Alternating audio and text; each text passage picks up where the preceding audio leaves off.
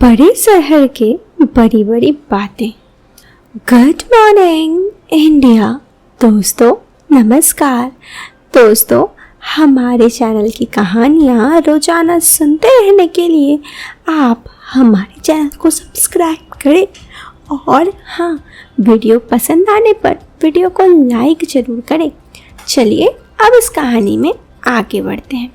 मैं सविता, अभी मैं 28 की हूँ और उत्तर प्रदेश की रहने वाली हूँ। मैं सांवली हूँ लेकिन फिर भी सही दिखती हूँ। मैं हर तरह के कपड़े पहनना चाहती हूँ, लेकिन पहले मेरे घर में घर वाले और शादी के बाद पति ने मुझे पहनने नहीं दिए कोई भी ऐसे कपड़े। लेकिन मैं बड़ी शौकीन इंसान हूँ।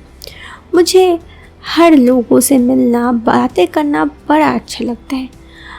मगर मेरे घर पर पहले माहौल ऐसा नहीं था और बाद में मुझे पति भी ऐसा नहीं मिले, इसलिए मुझे घर की इज्जत बचाने के लिए सब बस अपने मन में ही रखना पड़ा।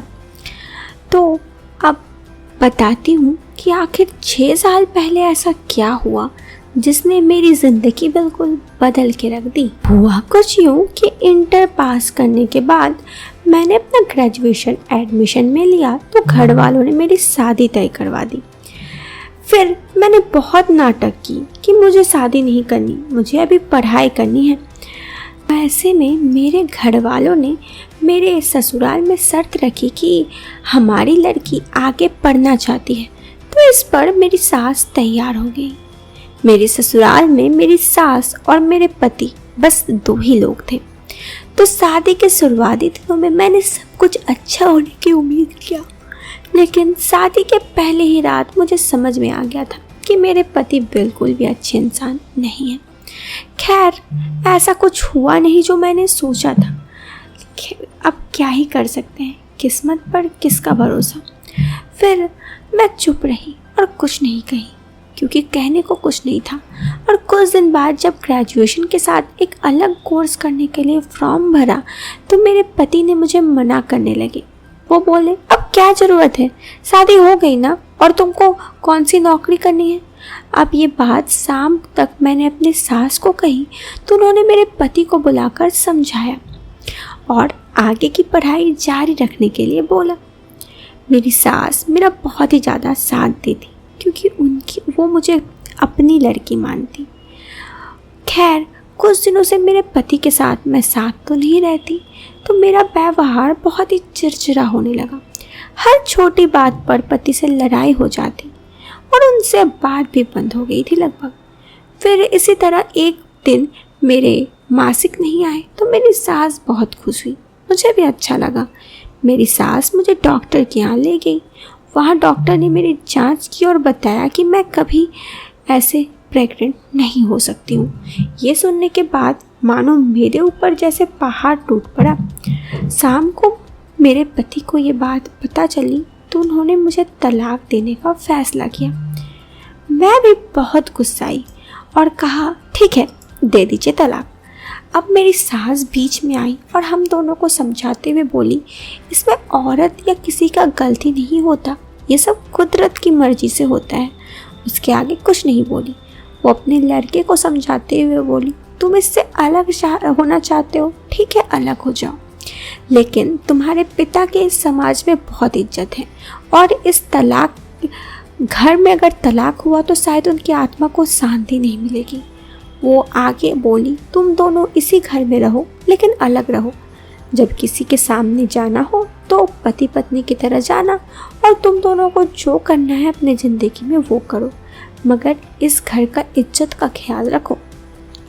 तो हम दोनों पति पत्नी होते हुए भी अलग हो गए। मैं अपनी पढ़ाई में ध्यान देने लगी। एक दिन मेरी एक फ्रेंड जो कि एक सरकारी स्कूल में टीचर थी, उसने मुझे बोला कि भर्ती निकलवाने वाली फॉर्म भर दो, इसमें ऐसा जुगाड़ है, मैं तुम्हारा करवा दूंगी, जो पैसे लगे वो दे देना। मैंने फॉर्म भरा तो उसमें मेरा चयन करवा दिया, लेकिन कॉलेज मुझे सहारनपुर मिला। तो मैंने उसको बोला कि कहीं पास में ट्रांसफ़र कर दो, क्योंकि मैं अपने शहर में रहकर ही नौकरी करना चाहती हूँ। उस वक्त मेरी फ्रेंड ने बोला कि ठीक है, देखती हूँ और कोशिश करती हूँ। जब ये बात मेरे सास को और घर पे बताई तो दोनों बहुत खुश थे और मुझे नौकरी के लिए इजाज़त दी। मेरे पति से कोई ख़ास मतलब तो था नहीं। इसी तरह एक दिन मेरे फ्रेंड ने कॉल किया और बोला, कल तेरी ज्वाइनिंग की आखिरी तारीख है, अगर कल नहीं ज्वाइन करोगी तो तुम्हारी ये सीट रद्द हो जाएगी। मैंने बोला, मैं इतनी दूर अकेले कैसे रहूँगी, तो मेरा ट्रांसफ़र भी नहीं करवाई। वो बोली, देख अब ट्रांसफ़र अभी तो नहीं हो सकता, तुमको अगर ये नौकरी करनी है तो वहाँ ज्वाइन करना ही होगा। मैं अपनी सास को सारी बात बताई और वो मुझे डांटने लगे, कहे कि तुम्हें ये सोचने वाली बात थी, ज्वाइन तो तुम्हें तुरंत ही करनी थी, आखिर इतनी बढ़िया नौकरी है। शाम को मैंने अपने घर पर मम्मी को भी पूछा तो उन्होंने भी बोला सहारनपुर जाने। मैं उसी रोज़ रात को अपना सारा सामान बांध कर सहारनपुर जाने वाली बस में बैठ गई।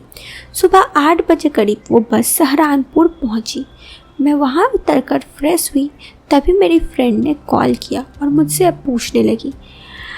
फिर उसने वीडियो कॉल की तो मेरे कपड़े देखकर डांटने लगी, कैसे गवार वाले कपड़े पहन के आई हो। वो मुझे समझाते हुए बोली, तुम यहाँ अकेली हो, ये बड़ा शहर है, यहाँ किसी के पास किसी के लिए समय नहीं है। अगर तुम चाहती हो इस समय रुक कर अच्छे से नौकरी करना तो थोड़ा मॉडर्न बनो, कुछ ऐसे बनो। उसने बताया कि उसने अपने स्कूल के प्रिंसिपल को पटा कर रखा है और इसीलिए उसका प्रिंसिपल सपोर्ट भी करता है। अब मैं फिर जाकर फ्रेश हुई और इस बार थोड़े अच्छे कपड़े पहने ताकि मैं ढंग से दिखूं, और फिर थोड़ा मेकअप किया और अब मैं एकदम टॉप लग रही थी, टॉप क्लास। अब मैं बाहर निकली, हल्का नाश्ता किया और सीधा कॉलेज चली गई। वहाँ पहले प्रिंसिपल से मिली तो एक 45 साल का आदमी था, लेकिन उसके आंखों में कुछ और ही था। कुछ देर उसने मेरे सारे कागजी काम किए और मुझे 12 बजे के करीब बुलाया। आप अपना एक स्वास्थ्य प्रमाण पत्र बनवा लाइए, क्योंकि हमारे ऑफिस अब 5 बजे तक खुला रहेगा, देर होगी तो दिक्कत हो जाएगा। उसने अपनी बात रखी। अब मैं वहाँ कुछ अकेले जानती नहीं थी। मैं वहाँ से करीब 12:30 बजे निकली और ऑटो करके सहारनपुर के अस्पताल आई। यहाँ मेरे शहर के हिसाब से बहुत ही ज़्यादा भीड़ था, मुझे कुछ मालूम भी नहीं था। मैंने एक आदमी से पूछा जो वहाँ खड़ा था, मेडिकल कहाँ बनेगा। उसने सीएमओ ऑफिस की तरफ इशारा करते हुए कह दिया। मैं सीधे उस ऑफिस में चली गई और उनको मेडिकल के लिए बोला। उन्होंने पहले पर्चा बनवा कर लाने को कहा। जब मैं पर्चा बनाकर पहुंची तो उन्होंने लिखा 4 डॉक्टर से चेकअप करवाना होगा। अब मैं उनके ऑफिस गई और वो सब उठ चुके थे। एक ही डॉक्टर वहाँ था। उन्होंने कहा, मेरे पास आने से पहले 3 चेकअप और होना होता है, आपको कल ही आना होगा। पहले के 3 चेकअप के बाद आप मेरे पास आना, कल 10 बजे ही आपका मेडिकल बन पाएगा। मैं वहाँ से निराश होकर निकलने लगी। तभी एक 50 साल का आदमी, नाटे कद का आदमी वहाँ खड़ा था। उसने बोला कि क्या हुआ, आज ही बनवाना ज़रूरी है? तो मैंने कहा हाँ, आज ही ज़रूरी है। वो बोला मेरे साथ चलो। फिर वो मुझे किनारे के कमरे में ले गया। फिर बोला, देखिए अब सब डॉक्टर उठ गए हैं, लेकिन अब तक भी बनवाना है तो आप मेरी थोड़ी मदद कर सकता हूँ। मैंने उससे बोला क्या समझाई? तो बोला एक बार आप मुझे खुश कर दीजिए तो आपका काम हो जाएगा। मैं उसकी इस बात पे बहुत ज़्यादा भड़क उठी और कही, रहने दीजिए, मैं खुद बनवा लूँगी।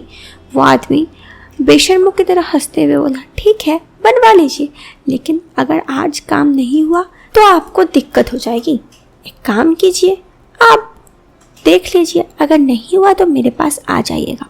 मैं वहाँ से हट गई और करीब 1 घंटे के खूब कोशिश के लिए, लेकिन पैसे देने के बाद भी जब आज कोई बनाने के लिए था नहीं, अब मैं थक हार कर ना चाहते हुए भी शर्त मानने पे मजबूर हो गई। उसके पास चली गई। अब उसने मुझे अपने पीछे आने का इशारा किया। वो मुझे अंदर कमरे में ले गया, दरवाज़ा खोला, उसने मुझे अंदर बुला दिया और फिर दरवाज़ा बंद किया।